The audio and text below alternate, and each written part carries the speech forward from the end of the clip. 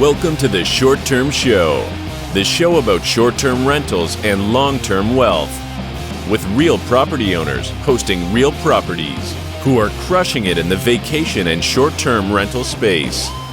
And here's your host, Avery Carl.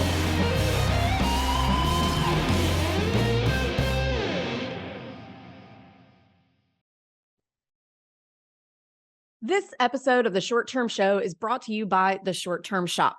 30-year fixed mortgages, tax benefits, and long-distance management training made easy are just a few of the perks of owning a short-term rental. The Short Term Shop can help you buy and learn how to manage your property from anywhere in the world. Just go to theshorttermshop.com and click Get Connected. Again, that's theshorttermshop.com, and we are brokered by EXP. See y'all over there.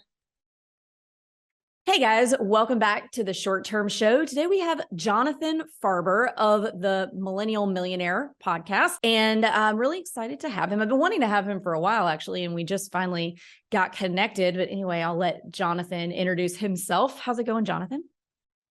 It's going well. I'm excited to be here. I realized as part of all cleanup we're doing, that's actually how I kind of stumbled into coming back around. But we were talking about it. It was like a year ago. We're like looking at all of our processes again. So like we just like hired a new like business coach and everything. So like that's kind of part of it, like the cleanup. But yeah, I was like, we never did this. And I've been watching what you've been doing just for years now. And it's just really cool to see your community and, you know, a bunch of friends that have got properties through your team and in your group. So it's just fun. It's cool to see, but excited to be here.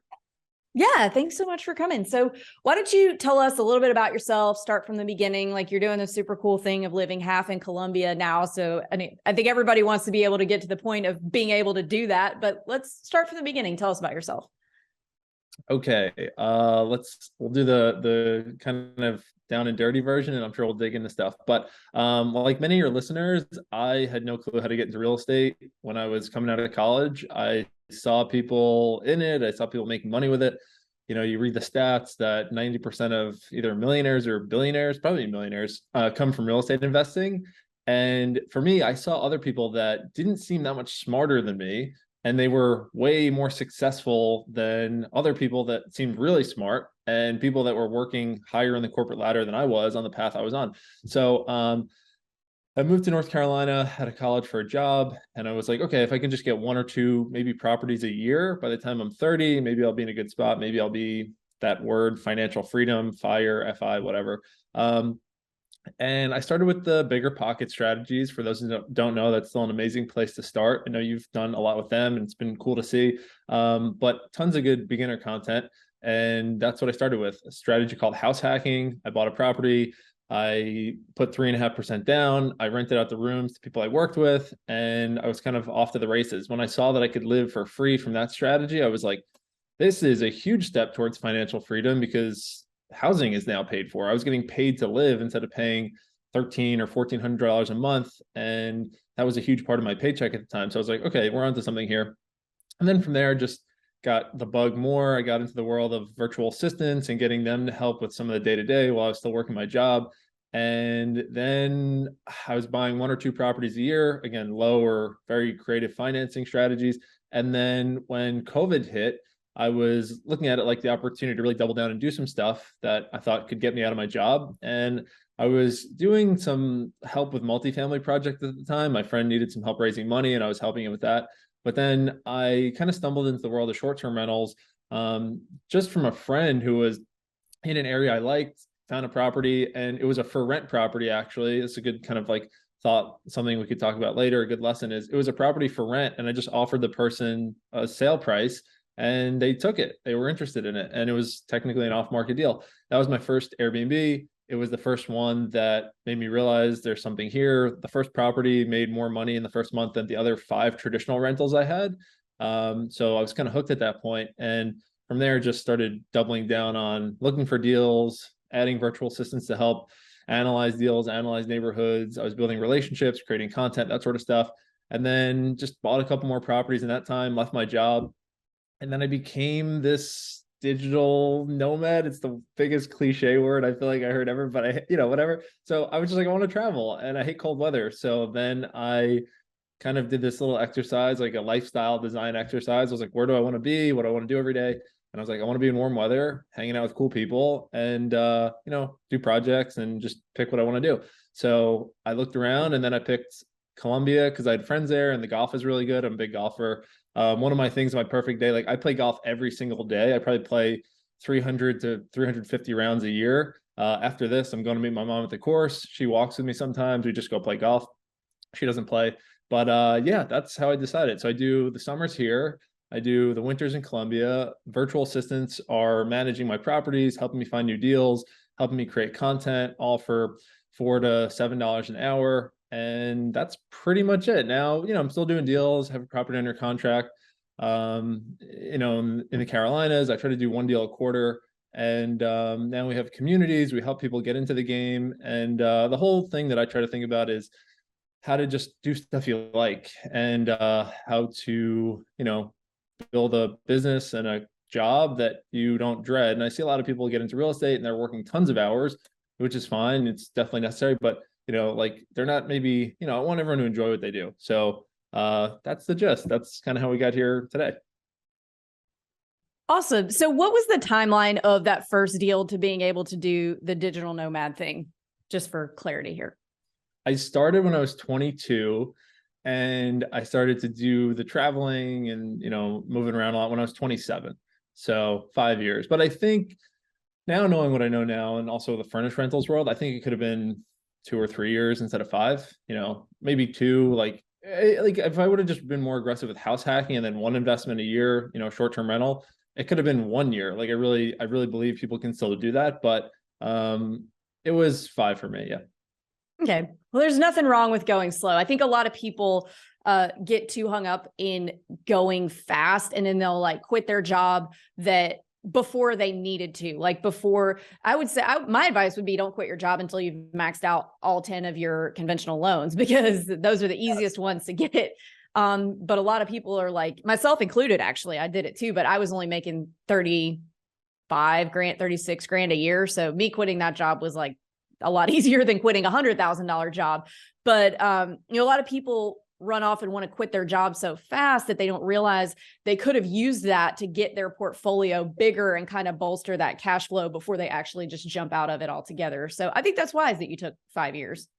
It's so spot on. And you might have it too, but so many people see people doing arbitrage and co-hosting, and they say, okay, that's where I want to start. I usually flip it and say, I think you should try to max out the loans you can get if you have a decent high paying job, especially if you're in sales and your commissions aren't going to change if you go to a new job, or they're not going to transfer. You might be kind of only being able to get loans off your base.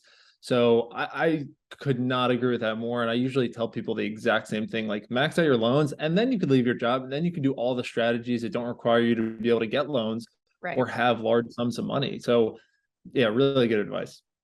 Yeah, I've seen people actually quit their jobs before they've started the investing. Okay, I'm quitting my job to become an investor. And then I'm like, wait.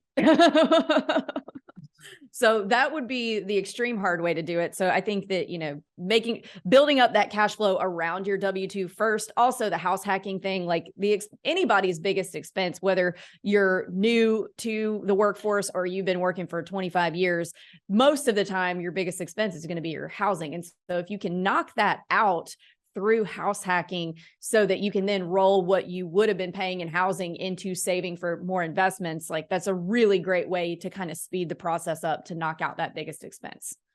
So true. I mean, I guess just the last thing I'll say about that is it's different for everyone. The biggest thing I think, it's a non-tactic, so it might sound a little fluffy, and I love tactical, but this is just something to think about, is evaluate your own needs and your own personality and style. If you're the type of person that you perform better when your back's against a wall, then maybe it does make sense to quit your job. If you're the type of person that likes to kind of have some security and that you'll still be able to take action towards a goal, then keep the job and you can build a side hustle. But it just depends. Some people, they can only operate when their back's against the wall. So I would say, okay, then put yourself in that situation.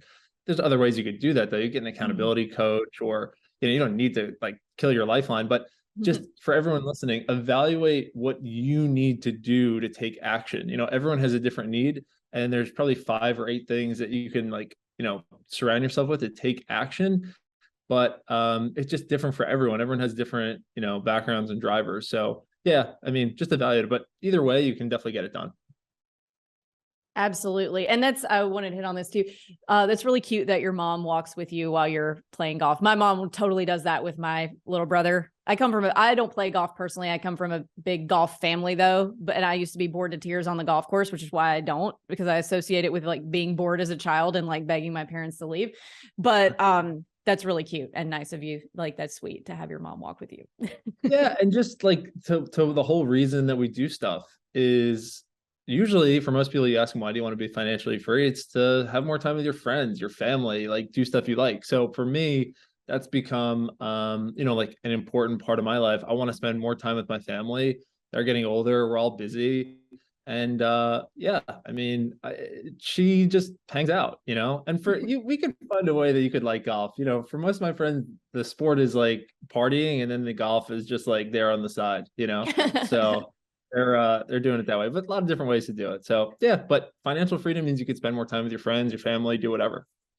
Yeah, I think tennis is going to be my gig more so than golf. And I don't know how to play. I know the rules, and I've been an athlete in a past life. So I don't think it's going to be terribly difficult, but that's one of my, I hate to use the word New Year's resolution, because you should have goals all the time and not just on New Year's. But next year I do plan on getting some tennis lessons and getting in a league. That's my goal. For sure. Love it. Yeah. All right. So let's move on to some short-term rental stuff. So, or some more real estate investing stuff. So how many units do you own right now? What's in your portfolio? What does that whole mix look like? I have 5 short-term rentals, 2 traditional rentals, and then I, with 2 partners, bought a 24-unit building in Kentucky. That's a traditional rental. And then now I'm back to looking to add stuff. I think now is an opportunity. We could talk about that more too, but yeah, so kind of getting back in acquisition mode. I think it's a really good time to be in acquisition mode in terms of being able to get deals. Like, the interest rate thing is definitely a hurdle, but there's always going to be a reason not to buy stuff.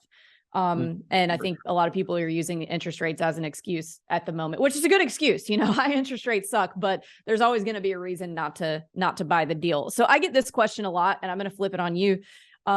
If short-term rentals have made you so much more money than traditional long-term rentals, why are you buying long-terms? Really good question. I like to have both. Even with like the short-term rental stuff I have some that's nightly, some that is midterm or extended stay, and then some that was regular. In that specific instance, it was actually just sort of situational. I had a 1031 from a property that I sold, a short-term rental. And I had a friend that just came to me and said, hey, like, we need help funding this. I'll make you a partner in the deal. I just need cash. So for me, that was an opportunity to get equity and become a partner in a bigger deal, and get some experience there. But I think both have value. I think for me, I look at the short-term rentals as a little bit more high risk, a little bit more high reward, and the traditional rentals just being more low risk, low reward. So I look at them a little bit like a hedge, but that specific one was just to kind of fork with this 1031. But my background was in traditional rentals. I took my traditional rentals and I turned them into furnished rentals, and then kept buying more furnished. So I guess for me, I'll do my bread and butter and like experience of short-term rentals and furnished rentals. So that's usually what I'll do if I'm the active operator on a project. But if someone has a deal that they need help raising money for, or they just need capital and they'll give me, like a decent equity split, I'll look at it, and no problem doing it. Awesome. And I really like that answer, because there's very few. So just to give you some background on me. So a fraction of our portfolio is short terms, the rest long terms, both multi and single family. And people always ask me that question and say, well, if short terms are so great, then why do you buy long terms? And the answer is because I want to have both or all three, because I consider them three asset classes: the single family long terms, the multifamily long terms, and the short terms. They're all in different types of markets. So I'm not buying long terms in the same types of markets that I'm buying short terms. But it's good to have a diverse portfolio. It's good to have, and you don't need 1,000 short terms. Everybody's like, well, why don't you have 240 short terms? Because I don't need 240 short terms. You only need 5 to 10 tops to get you the cash flow that you need to go buy stuff that truly is more passive. So, but it seems like everybody who's into short term is like all in on short term, doesn't want anything to do with long term, and long term people don't want anything to do with short term. But it's you need to have a little bit of everything in a good portfolio, in my opinion. But what do I know? I totally agree. I go back and forth every day, like what my long-term goal is. And some days I wake up and I'm like, I want to do this, like, just keep growing what I'm doing in 30 years. Other days I'm like, I maybe can just get to X number of traditional rentals on the back end of, more short-term rentals, and then just disappear and then do whatever. And like, they both have major pros and they both have cons, like it just depends on what stage you're in. But I think, like, for me, when I was getting started, I needed the heaviest cash flow possible to replace my cost of living and to feel good enough about leaving my job. When I was getting into the game, I didn't see a path to do that with traditional rentals. I saw the rents that I was making, and I remember this exact day. I did like a calculation. I was like, I'm not adding enough units to be like financially free by any age that gets me excited. And then I was thinking, okay, then what are the other options? And I saw the returns in cash flow and short-term rentals, and it could be a lot faster. So for me at the time, it was like a no-brainer, but also I was, and I still am, we're both young, but I was like 24, 25 at the time. I was like, I didn't have family. I was running around and it was exciting to do, and that's fine. I think you can do both, but for me, like, I still will continue to buy both. For me though, I won't do both, or I won't ever do short-term rentals if I don't feel like the system is in place to make it manageable and, like, not feel easy. But that also took me a lot of time to set up and put in place. But I think both is important to have, and it's like a hedge in my opinion. So that's interesting to hear though, that like people must, love asking you that question. And yeah, it's just, you can also do both at different times of your life. You could do short-term rentals to get to one place, and then you could do regular rentals, to kind of hedge and just kind of back end, a little bit more of like a secure investment. Absolutely. So you mentioned systems just now. Let's talk about systems. You're a big virtual assistant guy. So let's talk about that. How do you use virtual assistants? How have they made your life easier? Because a lot of people are at the point where they're like, okay, I need to figure out how to free up some time. I'm like super busy. I'm running around with my hair on fire all the time. And they want to look into virtual assistants, but they don't really know where to start. Yeah, this is, and not to like knock anyone, but like I see sometimes like on TikTok or Instagram, like people are, they're still handling messages themselves. And I think in general, like that can be something delegated pretty early with the right training and setup. So like when we're talking about virtual assistants at the highest level just mean it's someone that works virtually. They don't work physically where you are, and they could be anywhere else. The more granular version of it is typically that's people that are out of the country that you can employ or bring onto your team, and they are at a lower cost per hour than a US based person. But then again, like it's not our team. Okay, so just breaking down like systems of virtual assistants. So for me in my day-to-day, we have 6 virtual assistants. They are full-time people, but they do all different things: content creation, editing, stuff around real estate, analyzing deals, handling guest communications. But then I also have a stay-at-home full-time mom who I also think is some of the best type of virtual assistant type work that you can get. They're in the US and there's a huge pool of these people. But anyway, like they are helping with the day-to-day of the business so that I can do a little bit more of like strategic and like visionary things of meeting people, thinking about different strategies, setting goals for the company, managing things, and they can do that. So we find most of our virtual assistants from Upwork, from onlinejobs.ph and Facebook groups. And then we have a system for training people. I'm putting more and more content out about that, like kind of getting away from just real estate, but it's a passion of mine to help people like get a better grip on their life and business. So we've been making more content about that. So if anyone's interested in that, just you could shoot me a DM. But yeah, like it took time to build up, but everything is a checklist, in my opinion. Like this was one of the most important things I ever did in my life or business. I just made a list of every single activity that happens in the business, from social media to real estate acquisitions, to working with brands, to creating digital products, and then filmed a Loom video for all 111 of those items. And then that was an easy way for me to say, okay, who can do these things? Which of them are connected? And where do we have gaps? And then, start training people, but just by giving them a list of things with videos instead of saying like, here's what I think is kind of the job. But now it's very clear. This is the job and here's what we measure. That's the other thing that's really important with system is measuring. Everyone has a number. So even my assistant has a number of what to manage every day of, okay, are all my emails back to zero now? Are all our to-dos either commented or done? Are the team members sending their accountability cards to that person every day or every week? And, for people that are doing like activity around short-term rentals, are we getting to all messages within 5 minutes? Are we analyzing 100 deals a day? Like all the things that we can track so that we don't have to say, we don't have to guess and say, are we on track or not? It's okay, is our scorecard red, green, or yellow? And then from there, we know if we're going to have good outcomes in a month or two, because everything lags. So I'm totally just rambling here, but go right ahead. It's valuable. Yeah, that's just what came to mind.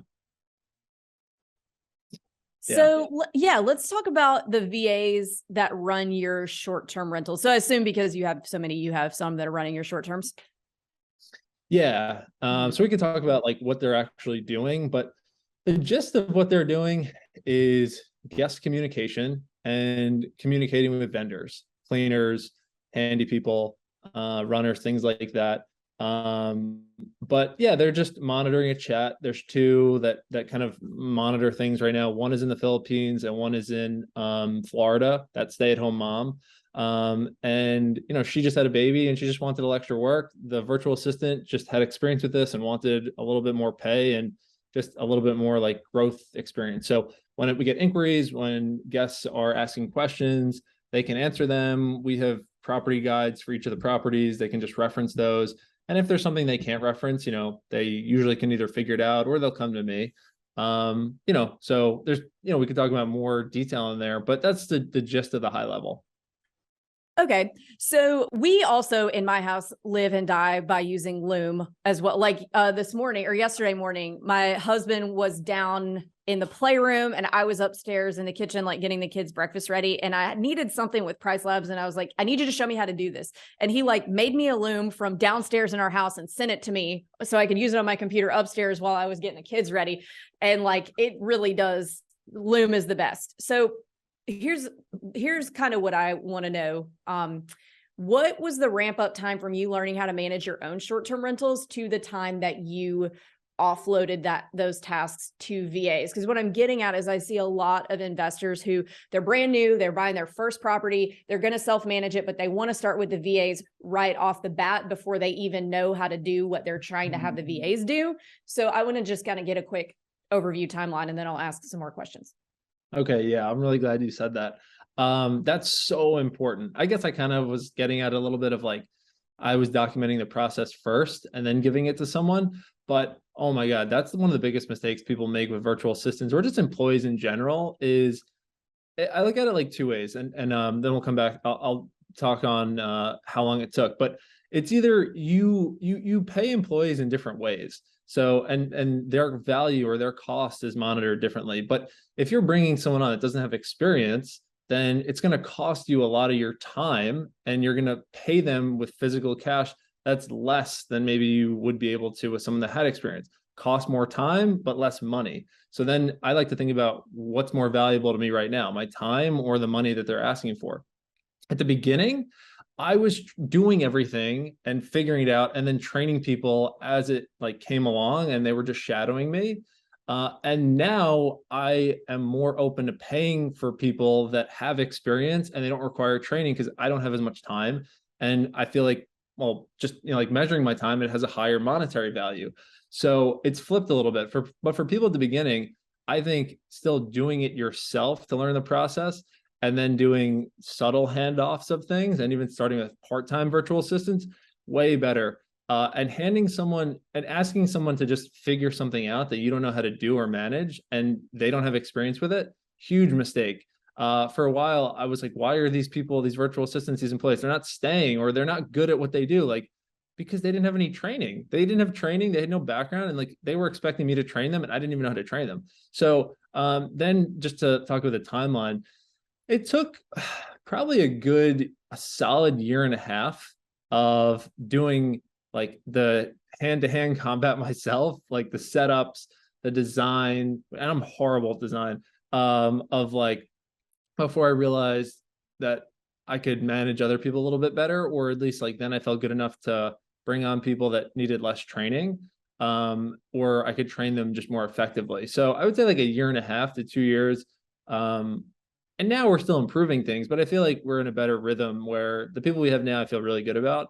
And like they can walk into a little bit of infrastructure. So I'd say 1.5 to 2 years of like, but I was also grinding really hard. Like during COVID, I just stopped everything, and all I did was like live this every day. So like, 10 to 12 hours a day. I didn't play any golf.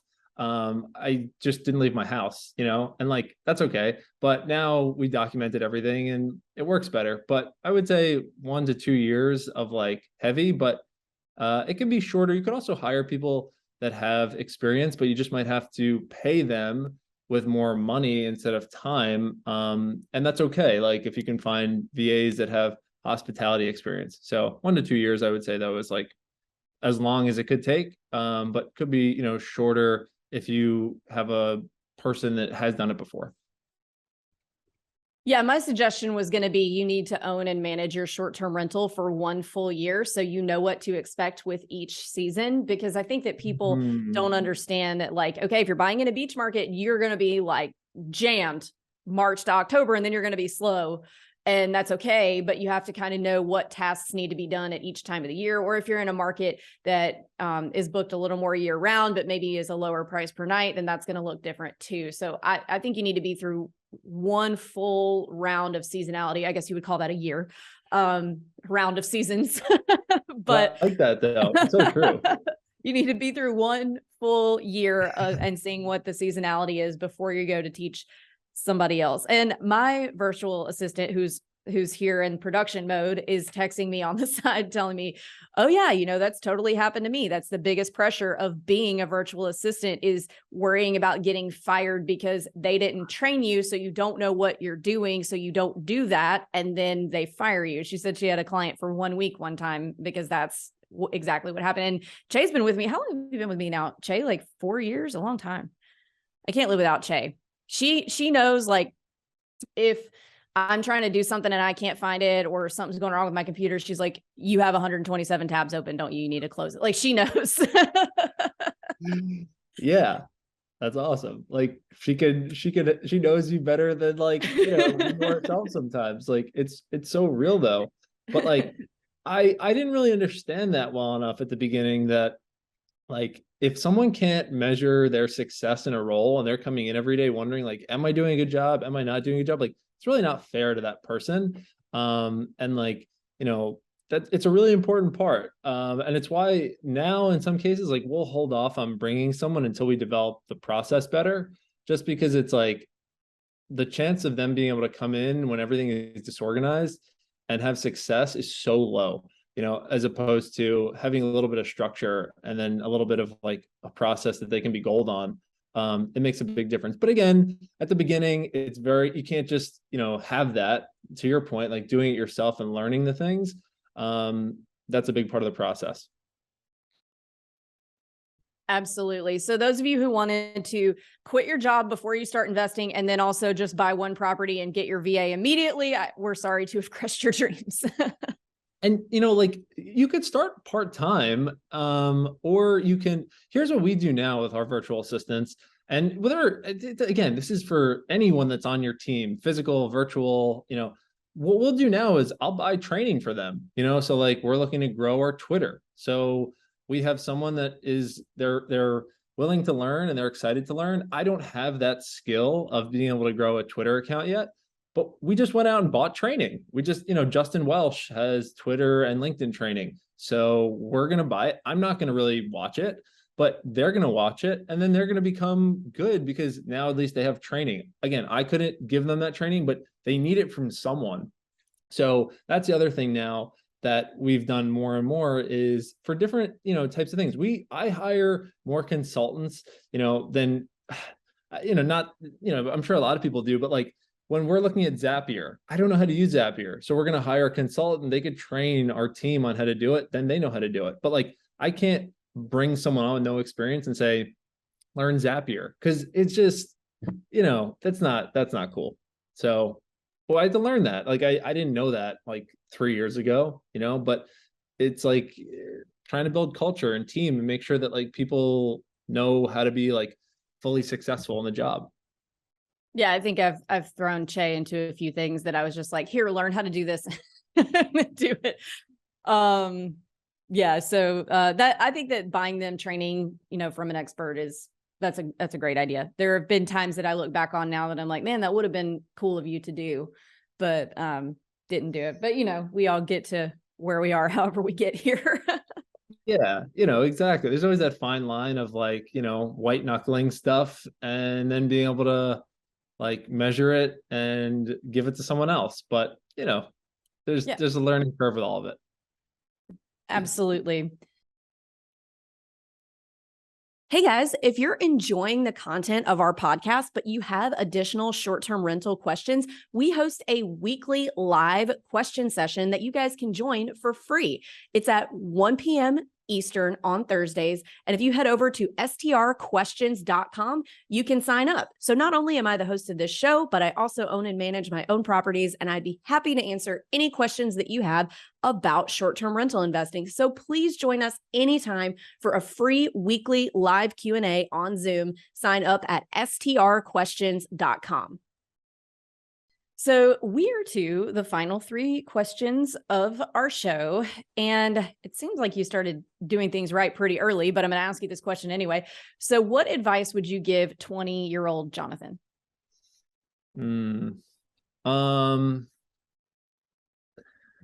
I was going to say, I'll say get help. Like, and what I mean with that is it could be from mentors or from hiring people. Like for me, hiring an assistant was like the biggest game changer. But I didn't, again, kind of back to like what we're talking about here, like get help.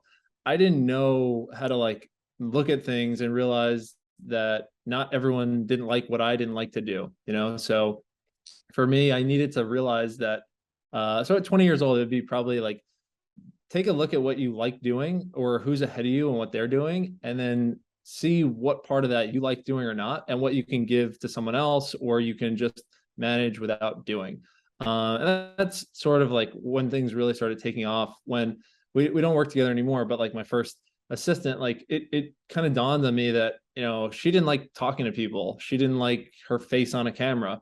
She didn't like, like thinking about money and like goals. So for me, I would say the advice would be, find like, well, mentors are the whole shortcut to this, but I would say get around people that can like help you when you're weak. And it could be mentors, or it could be VAs, it could be employees, things like that. But like solve for your weakness and try to just get rid of it. And, like not get rid of it, but like offload it to someone else. And then you can do what you like to do and what makes you money. Solve for your weakness. I wrote that down. That's such a great soundbite. Yeah. It's like, yeah, I do that all the time. No, I wish I would have like more. Like I was talking to someone about that with golf this morning, and I was like, in golf, you can't do that because you have to kind of be good at everything, to be like a well-rounded like player. But I was like, in life, you can. It's awesome. You can just focus on what you're good at, and you can give the other stuff to other people. And the chances are like you can find people that also love it.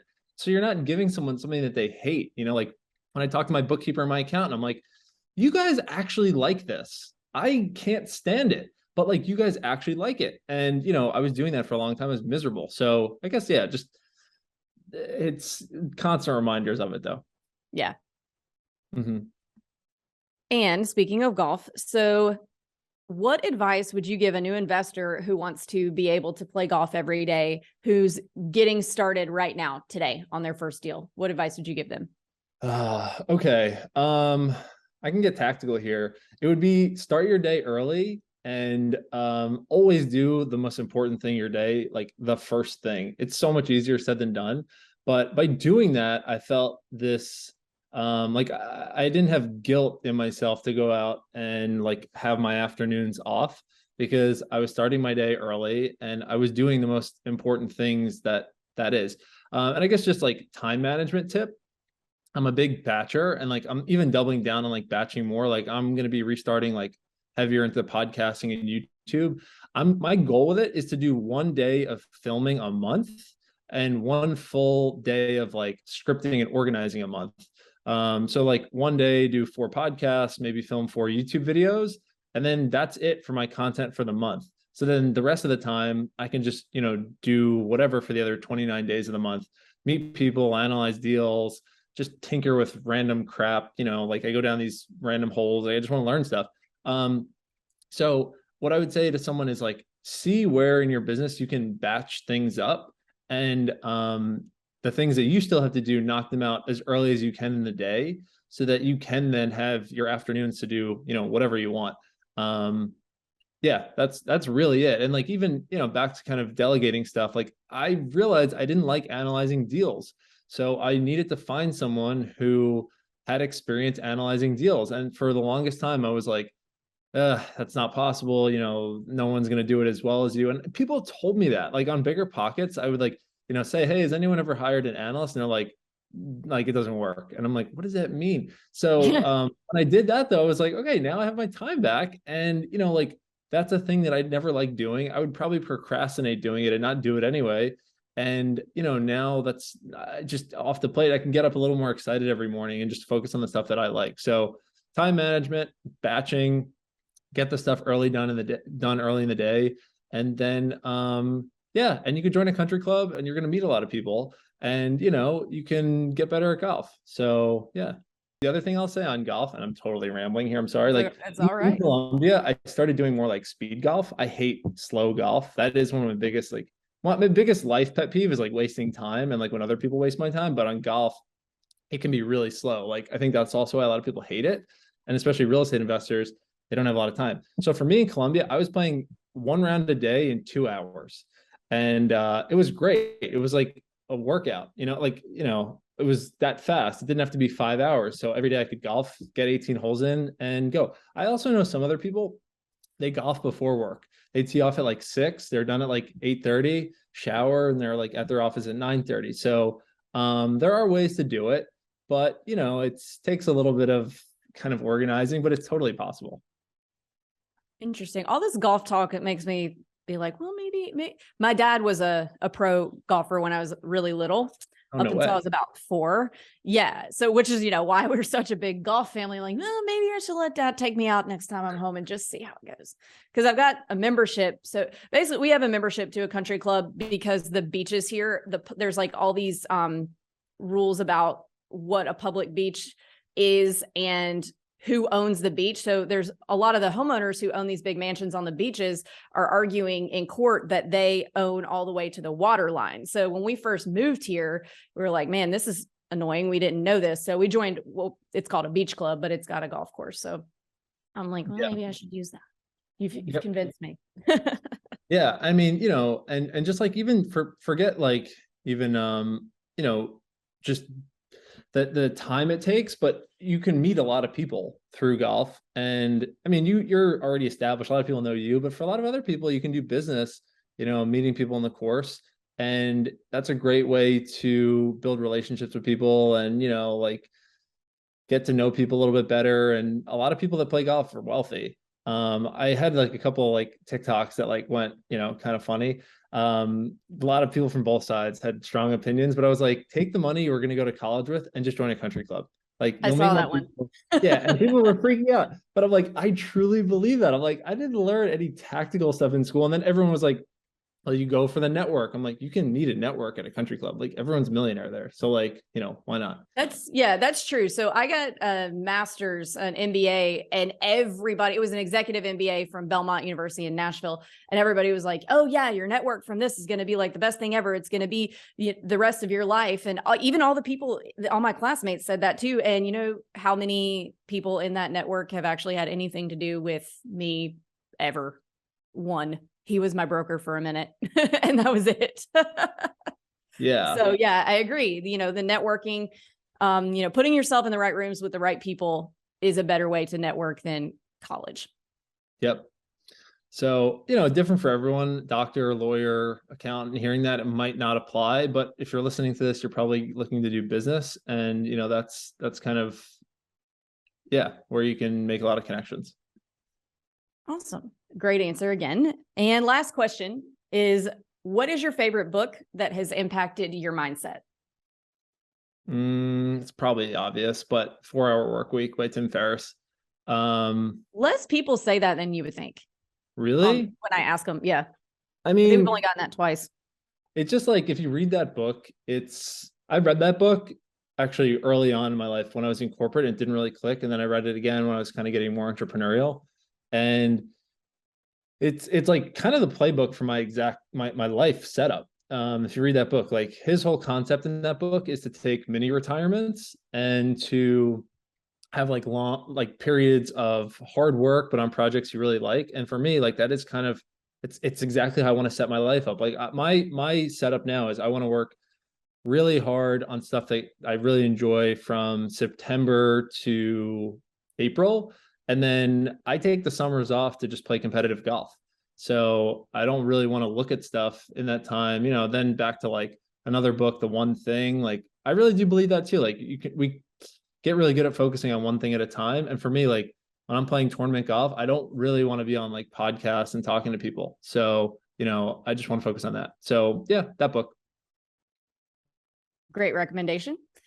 Well, Jonathan, thanks so much for coming on. And if any of our listeners want to follow you, I was going to say watch your content, but that would be following. Also, join your communities, etc. Where can they find you? Probably Instagram. Probably just the easiest. It's just JONJFARB. We post content daily on there, links to our communities and stuff. And just answer a lot of questions, answer DMs, comments, things like that. And it has links to everything. But if anyone is interested, feel free to shoot me a DM. I answer every DM that gets sent to me. And questions or recommendations on things you want to see more of, we look at it and we just plan it out. So that would be the best way. And just don't be shy. Feel free to come say hi. And Awesome. Well, thanks so much again for coming on, Jonathan, and we will catch you later. Okay. Thanks, Avery.